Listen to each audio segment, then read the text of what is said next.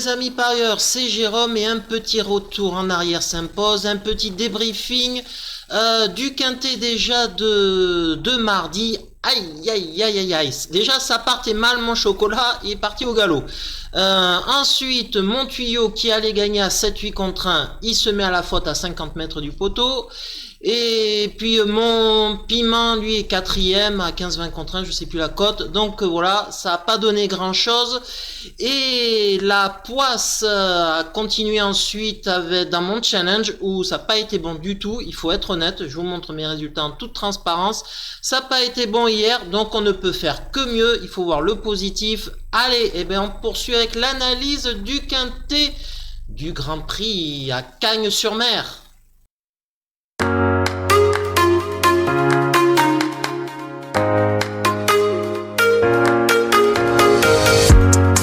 Et oui, c'est le prix de la Côte d'Azur, un prix très convoité, il faut le savoir, donc quand même beaucoup de professionnels visent cette course.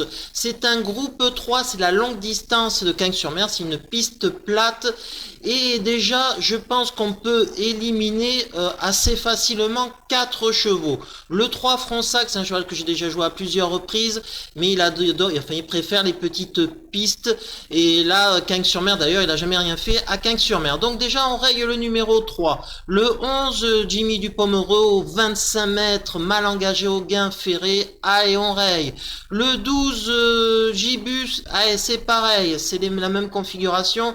Et le 14 Eddie Dupomereux, 11 ans au 25 mètres dans un groupe 3, c'est un peu compliqué, allez déjà on peut éliminer le 3, le 11, le 12 et le 14 les amis. Mon tuyau dans cette épreuve que je vais mettre en tête de ma sélection et que je vais jouer dans mon challenge, je vais jouer de mon propre argent sur ce cheval, c'est le 7 Kyriel. Déjà, c'est une jument. Donc, pourquoi déjà, premier poteau. Course visée, comme je l'ai dit, c'est un Grand Prix qui est convoité. William Bijon se déplace rarement sur la Côte d'Azur, donc c'est une indication. C'est une jument et c'est la plus jeune de cette épreuve puisqu'elle n'a que 5 ans. Il faut savoir quand même qu'au niveau perf, c'est quand même une jument qui a gagné un groupe 2 à Vincennes, donc face quasiment au meilleur de sa génération. C'était le prix Charles Tiercelin, c'était quand même un lot quand même là aussi convoité d'un groupe 2 et elle avait réussi à faire sien de cette épreuve là, c'était le 7 janvier de l'année dernière. Donc la forme saisonnière est aussi là. Bon, mais voilà, tout est réuni pour faire une belle paire, peut-être à une belle cote parce qu'elle sera pas favorite. Donc, allez, là, la Grinta, faut qu'elle soit là. Le 7 Kyriel en tête de ma sélection. Mon chocolat, et c'est pas celui sans doute que vous attendez, ça sera le 5 Illusion J-Pad. Pourquoi là aussi course visée, le lièvre c'est rare quand il se déplace quand même sur la Côte d'Azur lui aussi, il fait appel en plus à Eric Raffin, le cheval est en pleine forme, bon ben là aussi 25 mètres avant, je pense que c'est une priorité dans cette épreuve là, donc je pense que là ça va être un bon chocolat. Allez, on croise les doigts qu'Eric Raffin la mène pour lutter pour la gagne en tout cas. Et mon piment dans cette épreuve, ça sera le 10 Gino Viva, une jument, un hongre pardon, de 9 ans, hongre de 9 ans, mais très bien engagé au gain. Dominique Locqueneux fait appel à Gabi Gelormini pour driver son cheval. Le mieux engagé, je vous ai dit, au premier poteau, donc 25 mètres avant. Bon, 9 ans, mais quand même arrive toujours à gratter des places dans des épreuves quand même relevées à Vincennes. Là, c'est un peu plus facile. Donc, pour être dans les 5 premiers à une cote de peut-être de 20 contre 1, je pense que c'est sympa dans une sélection. Allez, c'est mon piment, le 10 Gino Viva. Donc ça m'a sélection en 5 chevaux. Ça donne quoi? Ça donne donc comme je vous ai dit, le 5 Kyriel qui sera le cheval de mon challenge. Le 5 Illusion J-Pad, le 10 Gino Viva, le 6 King Cole. Je le mets dans la sélection, mais je trouve quand même qu'il trouve un lot plus relevé que ces dernières fois. Alors, Il gagne, hein, effectivement, mais la dernière fois, il avait couru au Bouscat, le lot était quand même faible. Alors, il gagne, il n'était pas à 100%.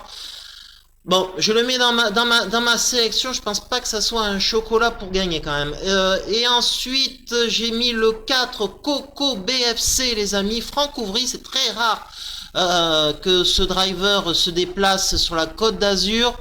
Alors là aussi, c'est un étranger, c'est un hic de la course, c'est le meilleur même en termes de qualité, puisque c'est un cheval qui a gagné quand même un groupe 1 en janvier 2023 à Vincennes, avec Franck Ouvry au sulky d'ailleurs. Mais où en est-il? Ben, j'en sais rien. Mais c'est le meilleur en qualité pure, donc je le mets dans ma sélection quand même. Donc ça nous donne 7, 5, 10, 6, 4 les amis. Allez, la rubrique en vrac, ils ont une chance, mais je ne les ai pas mis dans ma sélection. On peut pas tous les mettre. Alors, le 1, gamin des perdrix, bon, je pense que c'est un peu compliqué face à des chevaux de cette qualité-là. Le 2, Dolce Vicky, bon, ben là, c'est Gocciadoro, Motier, ça peut faire l'arrivée, honnêtement, ça peut faire l'arrivée, ça peut gagner aussi. Bon, j'ai fait un choix. Ensuite, le 8, 50 Black, bien engagé au premier poteau, ça peut accrocher une place. Comme le 9, Idéal San Leandro, un ancien très bon cheval. Westerink, c'est l'entraîneur. BKR a été appelé au premier poteau, ça peut faire une bonne place aussi, les amis. Ensuite, le 13...